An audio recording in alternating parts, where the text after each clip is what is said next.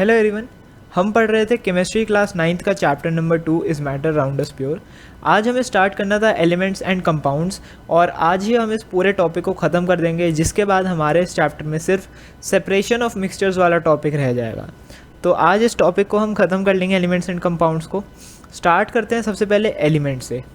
Element क्या है? An element is a substance which can not be split up into two और more simpler substances. मतलब element क्या है? एक ऐसा सब्सटेंस है जिसको हम दो या उससे ज़्यादा छोटे सिंपलर सब्सटेंसेस में ब्रेक नहीं कर सकते by method of applying heat, light और इलेक्ट्रिकल एनर्जी। बेसिकली कोई भी केमिकल मेथड लगा के, सिर्फ हीट, लाइट, इलेक्ट्रिक नहीं, आप कोई भी आप मेथड लगा लो, लेकिन आप उसको सेपरेट नहीं कर सकते। कहने का मतलब क्या है? जैसे देखो, वाटर है, वाटर को आप इलेक्ट्रिसिटी का यूज़ करके हाइड्रोजन और ऑक्सीजन में ब्रेक कर सकते हो, बट अब वाटर एक कंपाउंड था, हाइड्रोजन एंड ऑक्सीजन एक एलिमेंट्स हैं। अब आप इन हाइड्रोजन और ऑक्सीजन में आप कुछ भी मेथड लगा लो, बट आप उन्हें ब्रेक नहीं कर सकते। अगर वो हाइड्रोजन है तो वो हाइड्रोजन ही रहेगा, वो और ब्रेक आगे नहीं होगा। सो एलिमेंट क्या है? ये एक ऐसा सब्सटेंस है जो सिंपलर सब्सटेंसेस में आगे जाके ब्रेक नहीं हो सकता किसी भी मेथड से। It is made up of only one kind of atom, so it can not be split into simpler substances. अब अगर रीज़न पूछा जाए कि क्यों नहीं हो सकता, तो हम क्या लिखेंगे? Because it is made up of only one kind of atom. जैसे हाइड्रोजन है, हाइड्रोजन सिर्फ एक ही तरीके के एटम से बना है, दैट इज़ हाइड्रोजन एटम्स। बहुत सारे हाइड्रोजन एटम्स जुड़े, वो हाइड्रोजन का मॉलिक्यूल बन गया, फिर बहुत सारे हाइड्रोजन के मॉलिक्यूल्स जुड़ गए तो वो एलिमेंट बन गया। So it can not be split into simpler substances. Every substance in the world is made up of combination of these elements. अभी तक टोटल अप्रॉक्सीमेटली 108, 118 ऐसी कुछ एलिमेंट्स डिस्कवर हो रखे हैं, ठीक है, जो सॉलिड, लिक्विड और गैसियस स्टेट में पाए जाते हैं। और इन्हीं 108, 118 एलिमेंट्स के कॉम्बिनेशन से जितनी भी चीज़ें हैं हमारे आसपास, everything is made up of these elements only. अब हम एलिमेंट्स को क्लासीफाई कैसे करते हैं? Elements are classified as metals, non metals and metalloids. मतलब एलिमेंट्स की 3 क्लासिफिकेशन है, metals, non metals and metalloids.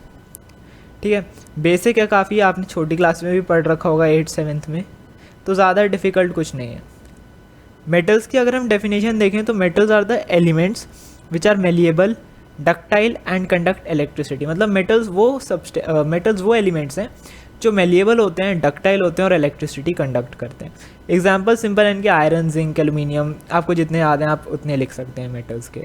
जबकि नॉन मेटल क्या है? जस्ट इनके अपोजिट, वो एलिमेंट्स जो ना मेलिएबल हैं, ना डक्टाइल हैं और ना ही इलेक्ट्रिसिटी कंडक्ट करते हैं, जैसे कार्बन, ऑक्सीजन, नाइट्रोजन एक्सेट्रा।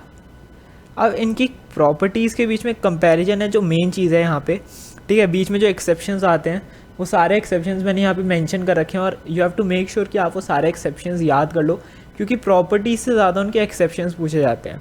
जैसे अगर मैं आपको एक एग्जांपल बताऊं कि जो अभी हमने पढ़ा, नॉन मेटल जो होते हैं ना, वो बैड कंडक्टर्स होते हैं हीट और इलेक्ट्रिसिटी के, बट इसमें ही एक एक्सेप्शन आ जाता है कि जो डायमंड होता है वो गुड कंडक्टर होता है हीट का, तो ये एक एक्सेप्शन हो गया। तो प्रॉपर्टी से ज़्यादा एक्सेप्शंस पूछे जाते हैं, so you have to learn that also. First देखते हैं मैलिबिलिटी। मैलिबिलिटी क्या है? The property of elements to be beaten into thin sheets is called malleability. आपने यूज़ किया होगा, देखा होगा एल्यूमिनियम के फॉइल्स। तो एल्यूमिनियम क्या है? Aluminium is a metal. आप उसको बीट करोगे, उसको हैमर करोगे, तो वो पतली पतली शीट्स में कन्वर्ट हो जाएगा, जिसको हम ऐसे यूज़ कर सकते हैं। उससे भी अगर हम देखें, उसके अलावा जो अगर आपने कोई स्वीट्स वगैरह खाई हो, मिठाइयाँ खाई हो, तो उसके ऊपर सिल्वर की एक लेयर चढ़ी होती है ज़्यादातर पे, तो वो जो सिल्वर की लेयर होती है वो एक्चुअल में सिल्वर ही होता है, जिसको बहुत छोटी छोटी प्लेट्स करके, मतलब बहुत ही पतली पतली थिन लाइनिंग्स बना के उसके ऊपर, मिठाई के ऊपर एज अ डेकोरेटिव आइटम लगा दिया जाता है। So that is the property of metals to be malleable, कि वो बहुत मैलिएबल होते हैं। जो सिल्वर एंड गोल्ड हैं वो हाईली मैलिएबल होते हैं, और इसीलिए वो इन सब चीज़ों पे यूज़ होता है। गोल्ड की भी एक बहुत पतली सी लेयर हम चढ़ा सकते हैं आर्टिफिशियल ज्वेलरीज़ वगैरह पे, ठीक है, जो प्योर गोल्ड नहीं होती बट गोल्ड की लुक देती हैं। जहाँ पे अगर हम दूसरी तरफ बात करें नॉन मेटल्स की, तो नॉन मेटल्स ना मैलिएबल होते हैं, वो टूट जाते हैं अगर हम उन पर हैमरिंग करते हैं तो, ठीक है। तो property of elements to be beaten into thin sheets is called malleability. Metals are malleable while non metals are non malleable. Gold and silver जो होते हैं वो मोस्ट मैलिएबल मेटल्स होते हैं, और यही प्रॉपर्टी यूज़ करते हैं एल्यूमिनियम फॉइल्स वगैरह बनाने के लिए। Second is ductility. डक्टिलिटी वो प्रॉपर्टी है एलिमेंट्स की जो अलाउ करती है उन्हें कि वो थिन वायर्स में ड्रॉ हो सकें। थिन वायर्स मतलब जैसे आपके पास कोई सिल्वर का मेटल है, आप उसे फोल्ड करके, मतलब ऑफ कोर्स हाथों से नहीं, किसी डिवाइस से, किसी मशीन से फोल्ड करके आप उसे स्ट्रेच करोगे तो वो स्ट्रेच हो जाएगी, मतलब वो वायर की फॉर्म में आ जाएगी। तो शीट्स की फॉर्म में लाने को हम कहते हैं मैलेबिलिटी, वायर्स की फॉर्म में लाने को हम कहते हैं ductility. Metals are ductile while non metals are non ductile, same malleable वाला केस। जो गोल्ड एंड सिल्वर है वो यहाँ पे भी मोस्ट डक्टाइल होते हैं, followed by copper and aluminium. मतलब गोल्ड एंड सिल्वर सबसे ज़्यादा डक्टाइल होते हैं, उसके बाद कॉपर एंड एल्यूमिनियम। अब वैसे तो ये आगे क्वेश्चंस में कराऊंगा, बट यहाँ पे आपको एक जनरल सी चीज़ बता देता हूँ कि वैसे तो हमने अभी पढ़ा कि गोल्ड एंड सिल्वर जो है वो मोस्ट डक्टाइल है, मतलब हम सिल्वर का यूज़ कर सकते हैं वायर्स वगैरह बनाने के लिए, बट फिर भी हम कॉपर का या एल्यूमिनियम का यूज़ करते हैं। इसका रीज़न क्या है? Because silver is a precious metal. Silver काफ़ी एक्सपेंसिव होता है, तो वो इतना इकोनॉमिकल नहीं है कि हम उसे लंबी लंबी डिस्टेंसेस पे इतनी बड़ी बड़ी तारें सिल्वर की लगा पाएँ। ठीक है, वो इकोनॉमिकली प्रॉफिटेबल नहीं है, उससे फ़ायदा कुछ नहीं होगा। इतनी बड़ी बड़ी सिल्वर की वायर्स बनाने में बहुत पैसा लगेगा। तो इसलिए हम क्या करते हैं, हम एक ऑल्टरनेटिव का यूज़ करते हैं, और वो ऑल्टरनेटिव है हमारे पास एल्यूमिनियम। ठीक है, ज़्यादा डिफरेंस नहीं है, बस ये है कि जो कॉपर एंड एल्यूमिनियम है वो काफ़ी सस्ते होते हैं एज़ कम्पेयर टू सिल्वर, और वो ईजिली मिल भी जाते हैं, वो इतने प्रेशियस नहीं है। So that's the reason we use copper and aluminium except silver. Third, conduction of heat and electricity. अब जो मेटल्स होते हैं वो गुड कंडक्टर्स होते हैं हीट और इलेक्ट्रिसिटी के। Silver metal is again the best conductor of heat and electricity, followed by copper and aluminium. यहाँ पे हम गोल्ड नहीं करते, अभी तक क्या था, गोल्ड सिल्वर फिर कॉपर एल्यूमिनियम, यही सीरीज़ फॉलो हो रही थी, बट यहाँ पे गोल्ड हट जाता है because gold is very soft. ठीक है, गोल्ड क्या होता है कि soft not in the sense कि वो ब्रेक हो जाएगा आसानी से, सॉफ्ट इन द सेंस कि अगर हम उससे ज़्यादा हीट या इलेक्ट्रिसिटी पास करेंगे तो वो मेल्ट हो जाएगा। ठीक है, वो डीफॉर्म हो जाएगा, तो हम उससे हीट और इलेक्ट्रिसिटी पास नहीं कर सकते। वो पास करवा लेगा लेकिन वो खुद मेल्ट हो जाएगा, जिसकी वजह से हम उसका यूज़ नहीं करते और हम उसे कंसिडर भी नहीं करते। तो यहाँ पे silver is the best conductor of heat and electricity, followed by copper and aluminium.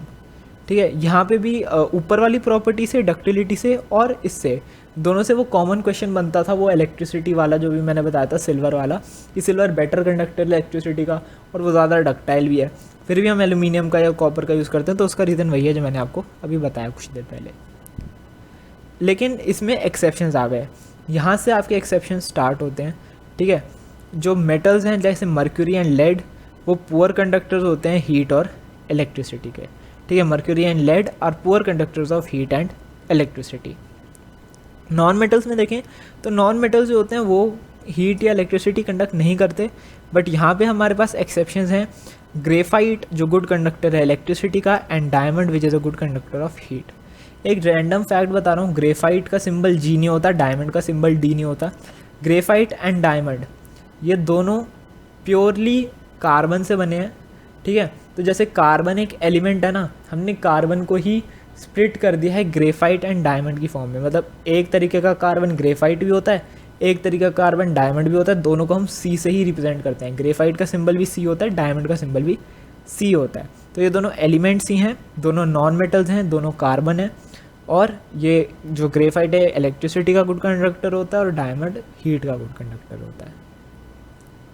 Fourth, lustre. Lustre मतलब चमक, अगर हम नॉर्मल हिंदी में बात करें तो जो मेटल्स होते हैं वो हाईली लस्ट्रस होते हैं, मतलब वो बहुत शाइनी होते हैं। Gold and silver are the most lustrous due to which they are used in jewelleries, they don't lose their lustre. Lustrous तो सारे मेटल्स होते हैं लगभग, बट कुछ कुछ होते हैं जो अपनी चमक लूज़ कर देते हैं, जैसे आयरन है उस पर थोड़े टाइम बाद रस्ट लग जाती है, एल्यूमिनियम, कॉपर, ये सब अपनी शाइन थोड़ी देर बाद लूज़ कर देते हैं। बट गोल्ड एंड सिल्वर ऐसे एलिमेंट्स हैं जो अपना लस्टर कभी लूज़ नहीं करते, लाइक 10 ईयर्स में भी वो बहुत शाइन करते हैं। ठीक है, एकदम नए से लगते हैं। So that is why they are highly lustrous. Non metals non lustrous होते हैं, बट यहाँ पे हमारे पास जो एक्सेप्शन है वो है iodine. Iodine is a non metal which is not lustrous. ठीक है, ये एक ऐसा नॉन मेटल है, सॉरी आयोडीन एक ऐसा नॉन मेटल है जो लस्ट्रस है। मैंने अभी थोड़ी देर पहले गलत बोल दिया, नॉन मेटल में सारे नॉन लस्ट्रस होते हैं, बट आयोडीन एक ऐसा नॉन मेटल है जो लस्ट्रस होता है, मतलब वो शाइन करता है आयोडीन। यहाँ पे जो ज़्यादातर एग्जाम्पल अगर हमसे पूछे जाते हैं ना कि right a non metal which is shiny, तो ज़्यादातर बच्चे लेके आ जाते हैं diamond, which is wrong. Diamond shiny नहीं होता, डायमंड जस्ट क्या करता है, वो लाइट को रिफ्लेक्ट कर देता है, जिसकी वजह से लगता है वो शाइनी है, but it is not shiny. Diamond shiny नहीं होता। अगर हमें नॉन मेटल का एग्जांपल बताना है जो शाइनी है, then it is only iodine and not diamond. Fifth point है हार्डनेस। हार्डनेस, मेटल्स जो होते हैं वो जनरली हार्ड होते हैं and can not cut with knife, उन्हें हम चाकू से नहीं काट सकते। यहाँ पे एक्सेप्शन है सोडियम एंड पोटेशियम। अब आगे वाले 3-4 पॉइंट्स में, तो 2-3 पॉइंट्स में sodium and potassium are the exceptions, ठीक है। हार्डनेस में, टफनेस में, टेंसाइल स्ट्रेंथ में, सोनोरिटी में, अभी आगे जितनी भी हम 5-6-7 प्रॉपर्टीज़ अभी आगे और पढ़ने वाले हैं, उसमें sodium and potassium are the exceptions. और दूसरी तरफ non metals are not hard and can be cut easily with a knife. यहाँ पे नॉन मेटल्स इतने हार्ड नहीं होते, हम उन्हें चाकू से काट सकते हैं, except diamond which is the hardest natural substance. Except diamond, diamond को हम चाकू से नहीं काट सकते, डायमंड को हम एक्चुअली ज़्यादातर चीज़ों से नहीं काट सकते, वो बहुत ही हार्ड सब्सटेंस होता है, हार्ड नेचुरल सब्सटेंस। फिर बात करते हैं टेंसाइल स्ट्रेंथ की। टेंसाइल स्ट्रेंथ होता है वो प्रॉपर्टी या वो एबिलिटी एलिमेंट्स की वो अपने ऊपर कितना भार झेल सकते हैं, मतलब वो कितना वेट अपने ऊपर बियर कर सकते हैं, ठीक है। Metals have high tensile strength, that is they can carry a lot of weight over them, except sodium and potassium. जैसे मैं बताया था, सोडियम एंड पोटेशियम यहाँ पे भी एक्सेप्शंस हैं। नॉन मेटल्स के पास लो टेंसाइल स्ट्रेंथ होती है, मतलब वो अपने ऊपर ज़्यादा वजन नहीं बियर कर पाते और वो टूट जाते हैं, ठीक है। फिर बात करें फिजिकल स्टेट की। अब ये सारी प्रॉपर्टीज़ छोटी छोटी हैं। फिजिकल स्टेट जो मेटल्स होते हैं वो ज़्यादातर सॉलिड ही होते हैं रूम टेम्परेचर पे, except mercury which is liquid. Non metals जो होते हैं वो सॉलिड भी हो सकते हैं, लिक्विड भी हो सकते हैं और गैस भी हो सकते हैं। मेल्टिंग बॉइलिंग पॉइंट की बात करें तो मेटल्स का high melting and boiling point होता है, except again sodium, potassium and यहाँ पे एक और आ जाता है गैलियम। गैलियम भी बहुत ही फैसिनेटिंग मेटल मैं कहूँगा, क्योंकि वो रूम टेम्परेचर पे सॉलिड रहता है, बट अगर आप कुछ देर उसे अपने हाथ पे रख के अपना हाथ बंद कर लोगे ना, तो वो आपके हाथ के अंदर ही मेल्ट हो जाएगा। तो ठीक है, उसका भी ऐसे ही होता है, रूम टेम्परेचर से जस्ट थोड़ा सा ही ऊपर उसका मेल्टिंग पॉइंट होता है। Non metals have low melting and boiling point accept diamond and graphite. Diamond and graphite का बॉइलिंग मेल्टिंग पॉइंट हाई होता है, बाकी सबका लो होता है कंपेरेटिवली। डेंसिटी में भी मेटल्स की जो डेंसिटी होती है वो बहुत हाई होती है, एक्सेप्ट सोडियम एंड पोटेशियम, जहाँ की नॉन मेटल्स की जो डेंसिटी होती है वो लो होती है, एक्सेप्ट आयोडीन जो हैवी है। Iodine is a heavy non metal, while sodium and potassium are light metals. बाकी ज़्यादातर मेटल्स हाई डेंसिटी के होते हैं, ज़्यादातर नॉन मेटल्स लो डेंसिटी के होते हैं। Next point is sonorosity. Sonorosity होता है वो प्रॉपर्टी कि जब हम दो चीज़ों को स्ट्राइक करें तो वो एक रिंगिंग साउंड प्रोड्यूस करें, एकदम टिंग टिंग, जैसे आप देखेगा ना मेटल्स जब स्ट्राइक करते हैं एक दूसरे को तो वो ऐसे रिंगिंग साउंड प्रोड्यूस करते हैं, तो वही होती है सोनोरिटी की तो वही होता है sonorosity sorry. Metals are sonorous, that is they produce ringing sound on striking, while non metals are non sonorous. यहाँ पे मेटल्स एंड नॉन मेटल्स की प्रॉपर्टी ख़त्म हो जाती है, ठीक है। नेक्स्ट जो हमारे पास टॉपिक है वो है मेटलॉइड्स। मेटलॉइड्स क्या होते हैं? The elements which show some properties of metals and some of non-metals are called metalloids। मतलब वो एलिमेंट्स जो कुछ प्रॉपर्टीज़ मेटल्स की शो करते हैं, कुछ प्रॉपर्टीज़ नॉन मेटल्स की शो करते हैं, उन्हें हम मेटलॉइड्स कहते हैं। इसके जस्ट बेसिक से एग्जांपल्स हैं boron, silicon and germanium. And आप 3 एग्जांपल्स ये याद रख लेना, इसके बारे में और कुछ नहीं है मेटलॉइड्स के बारे में बुक में, बस ये एक डेफिनेशन है कि वो एलिमेंट्स जो मेटल्स एंड नॉन मेटल्स दोनों की प्रॉपर्टी शो करते हैं उन्हें मेटलॉइड्स कहते हैं। फिर ये 3 example boron, silicon and germanium, ये आपको याद रखने हैं। एलिमेंट्स यहाँ पे ख़त्म होता है, मतलब 50% टॉपिक ख़त्म होता है। अब है कंपाउंड्स। कंपाउंड्स के बारे में इतना एक्सप्लेनेशन नहीं है, ठीक है, ज़्यादा नहीं है, थोड़ा सा ही है। A compound is a substance made up of 2 or more elements chemically combined in a fixed proportion by मास। थोड़ी सी डेफिनेशन एलिमेंट से टफ है, ठीक है। क्या बोला जा रहा है? एक कंपाउंड क्या है? कंपाउंड एक ऐसा सब्सटेंस है जो 2 या उससे ज़्यादा एलिमेंट्स से बना है और वो एलिमेंट्स केमिकली कंबाइंड है in a fixed proportion by mass. जैसे मैंने आपको स्टार्टिंग में बताया था वाटर, H2O। अब हाइड्रोजन और ऑक्सीजन एक दूसरे से केमिकली कंबाइंड है और एक फिक्स्ड प्रपोर्शन में। फिक्स्ड प्रपोर्शन में देखो H2O का मतलब ये नहीं है कि 2 हाइड्रोजन और 1 ऑक्सीजन। फिक्स प्रपोर्शन बाय मास में मेरा मतलब है 1:8। देखो H2O, 2 हाइड्रोजन 1 ऑक्सीजन। हाइड्रोजन का मास कितना होता है 1, तो 2 × 1 2। ऑक्सीजन का मास होता है 16, तो 2:16 को हम लिखते हैं 1:8। तो ये जो मास होता है ये मतलब किस रेशो में, वाटर का एग्जांपल लेके अगर मैं आपको बताऊं तो ये 1:8 का होता है फिक्स प्रपोर्शन बाय मास। और ये जो हाइड्रोजन और ऑक्सीजन है ये एक दूसरे से केमिकली कंबाइंड होते हैं, तो ये मिलके बना देते हैं एक कंपाउंड, और वो कंपाउंड है वाटर। ठीक है, it was just an example, water का एग्जांपल लेके मैंने आपको बताया कि कंपाउंड जो होता है वो कैसे बनता है। इसके अलावा आप अमोनिया भी कंसिडर कर सकते हैं, आप कार्बन डाइऑक्साइड भी कंसिडर कर सकते हैं, जितने भी कंपाउंड्स आप किसी से भी देख सकते हैं। सो क्या होता है कंपाउंड? एक compound is a substance made up of 2 और more elements chemically combined in a fixed proportion by mass. Example इसका वाटर हो गया, अमोनिया हो गया एंड कार्बन डाइऑक्साइड हो गया। Properties of compound. A compound can not be separated into its constituents by physical method. हम physical method से, या जैसे फिजिकल मेथड मतलब चाकू से मतलब एग्जाम्पल के रूप में, जैसे अगर हमने कोई नाइफ़ लिया तो हम नाइफ़ से वाटर में से हाइड्रोजन और ऑक्सीजन अलग नहीं कर सकते। सिमिलरली हीट करके भी हम उससे अलग नहीं कर सकते। फिज़िकल मेथड्स के अलावा अगर हम कोई केमिकल मेथड यूज़ करें, जैसे इलेक्ट्रोलिसिस, हमने इलेक्ट्रिसिटी पास करी एक प्रॉपर सेटअप से, तो हम उन्हें सेपरेट कर सकते हैं। Otherwise we can not separate hydrogen and oxygen from water. The properties of compound are entirely different from those of its constituent element. हम ना यहाँ पे हर जगह वाटर का एग्जांपल लेके चल रहे हैं ताकि आपको ईजिली समझ आए। अब यहाँ पे हाइड्रोजन की प्रॉपर्टीज़ अलग होती हैं, ऑक्सीजन की प्रॉपर्टीज़ अलग होती हैं, एंड इन दोनों की कॉम्बिनेशन से जो बना है वाटर, इसकी प्रॉपर्टीज़ हाइड्रोजन एंड ऑक्सीजन दोनों से ही अलग होती हैं। ठीक है, ना हाइड्रोजन से मिलती जुलती होती है ना ऑक्सीजन से मिलती जुलती होती है, जस्ट इंटायरली डिफरेंट होती है। कि अगर एक ए है एक बी है तो तीसरा होगा वो ए बी नहीं होगा, वो सी होगा। Entirely different. Third, energy is usually absorbed और released in the form of heat और light during formation of compound. It is a chemical change. Chemical change में भी हमने पढ़ा था, formation of compound is a chemical change. इस case में energy जो होती है वो ज़्यादातर एब्जॉर्ब की जाती है या रिलीज़ करी जाती है इन द फॉर्म ऑफ हीट और लाइट। हीट की फॉर्म में या लाइट की फॉर्म में एनर्जी जो है वो रिलीज़ करते हैं या एब्जॉर्ब करते हैं during compound formation. The composition of a compound is fixed. एक कंपोजिशन जो होती है कंपाउंड की वो फिक्स्ड होती है। जैसे वाटर है तो उसकी कॉम्पोजिशन हमेशा H2O ही रहेगी।